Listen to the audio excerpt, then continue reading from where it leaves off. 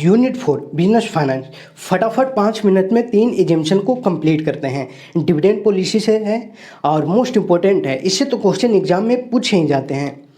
तो स्टार्ट करते हैं। डिविडेंड पॉलिसी में दो तरह के थ्योरी पढ़ने के लिए दिया गया है, relevance theory and irrelevance theory. Relevance theory के अंतर्गत Walter model and Gordon model आता है एंड इररिलेवेंस थ्योरी में एमएम अप्रोच।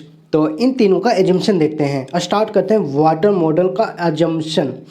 देखिए इसका टोटल 7 एजम्पशन है। फर्स्ट एजम्पशन बोलता है कि जितने भी फाइनेंस होगा सभी फाइनेंस रिटर्न अर्निंग होगा, सभी EPS earning per share, dividend per share, rate of return, cost of capital constant रहेगा। फिर से सभी finance return earning, earning per share, dividend per share, rate of return, cost of capital सभी के सभी constant रहेगा।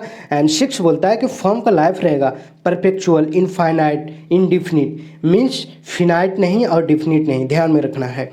एंड लास्ट एजम्पशन बोलता है कि अर्निंग होगा या तो रिटेन और इन्वेस्ट कर सकता है या फिर उसको डिस्ट्रीब्यूट कर देगा शेयर होल्डर के बीच। तो 7 एजम्पशन बोला वाल्टर मॉडल ने। अब चलिए नेक्स्ट एजम्पशन पर चलते हैं। Gordon model assumption. Gordon model assumption कहता है कि सभी के सभी 6 एजम्पशन जो आपने पढ़ा है वाल्टर मॉडल में, वो 6 एजम्पशन सेम रहेगा। 6 एजम्पशन देखिए यहाँ तक, लाइफ तक, फर्म का लाइफ तक तो सेम रहेगा और 2 एजम्पशन और एडिशनल जोड़ा है।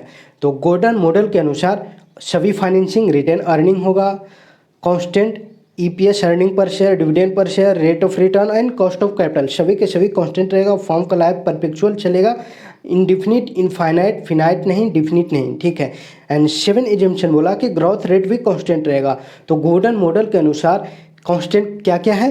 Earning per share, dividend per share, rate of return, cost of capital and growth rate सभी के सभी कांस्टेंट है, ठीक है। एंड फर्म का लाइफ फिनाइट, फिनाइट नहीं, इनफाइनाइट।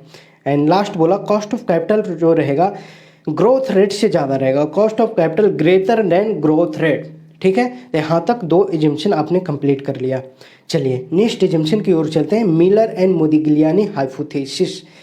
इसमें कहता है कि ना ही टैक्स रहेगा, टैक्स नहीं, no tax means absence of tax, परंतु बाद में मन घूम गया, मिलर एंड मोदिग्लियानी का बाद में चेंज कर गया माइंड कि नहीं टैक्स भी रहता है, तो बाद में रिमूव कर लिया गया इस कॉन्सेप्ट को, ठीक है। तो ध्यान में रखना है कि मिलर एंड मोदिग्लियानी दोनों बात कहा, बी टैक्स और विदाउट टैक्स, ठीक है।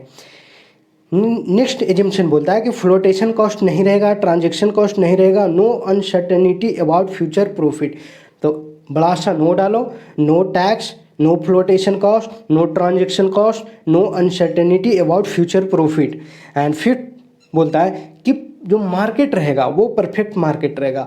आपने इकोनॉमिक्स पढ़ा होगा, इकोनॉमिक्स में 7 तरह के मार्केट होता है। तो परफेक्ट मार्केट में क्या होता है कि बहुत सारे बायर है, बहुत सारे सेलर है, नो रिस्ट्रिक्शन, बाय सेल करने पर कोई रिस्ट्रिक्शन नहीं, फ्री बाय सेल हो रहा है। उसी तरह परफेक्ट कैपिटल मार्केट में कैपिटल सिक्योरिटी यानी सिक्योरिटी का सेल परचेज होता है। तो परफेक्ट कैपिटल मार्केट का मतलब हो गया कि सिक्योरिटी का फ्री बाय एंड सेल होगा, ठीक है। और जो मिलर एंड मोदिग्लियानी अप्रोच है, हाइपोथेसिस है, ये आर्बिट्रेज प्रोसेस की बात करता है। 6 एजम्पशन कि इन्वेस्टमेंट पॉलिसी कांस्टेंट रहेगा, इन्वेस्टमेंट पॉलिसी क्या रहेगा? कांस्टेंट रहेगा। एंड 7 एजम्पशन बोलता है कि dividend pay out ratio 100%, means dividend आप बांट दो कोई फर्क नहीं पड़ेगा, डिविडेंड बांट दो कोई फर्क नहीं पड़ेगा, ठीक है। सिर्फ और सिर्फ ये बात dividend pay out ratio 100%, MM approach बोलता है, एमएम हाइपोथेसिस बोलता है। इसके अलावा Walter model and Gordon model ये नहीं बात करता है डिविडेंड पे आउट रेशियो 100% की। ध्यान रहे क्वेश्चन पूछा क्या है एग्जाम में कि डिविडेंड पे आउट रेशियो 100% क्या गॉर्डन मॉडल का सपोर्ट है? तो क्या करना है? नहीं, गॉर्डन मॉडल ऐसा नहीं बोला है। बोला है किसने? Dividend pay out ratio 100%, Miller and Modigliani hypothesis. And next assumption बोलता है कि सिर्फ और सिर्फ 2 सोर्स रहेगा फॉर्म में। फॉर्म में कितना सोर्स रहेगा? सिर्फ 2, एक डेट, दूसरा इक्विटी। और आपको पता होना चाहिए डेट कम रिस्क है, इक्विटी ज़्यादा रिस्क है, इक्विटी मोर रिस्केबल, ठीक है। एंड लास्ट हाइपोथेसिस बोलता है कि equivalent risk class means homogeneous risk. तो ये 5 मिनट में मैं 3 हाइपोथेसिस को कंप्लीट कर दिया हूँ। होप सो ये वीडियो आपको वैल्यूएबल लगा होगा। अगर वैल्यूएबल लगा तो लाइक कीजिए, सब्सक्राइब कीजिए। अगर न्यू चैनल पर न्यू है तो अगले वीडियो में मिलते हैं। तब तक के लिए जय हिंद, जय Bharat, thank you so much, bye bye, take care.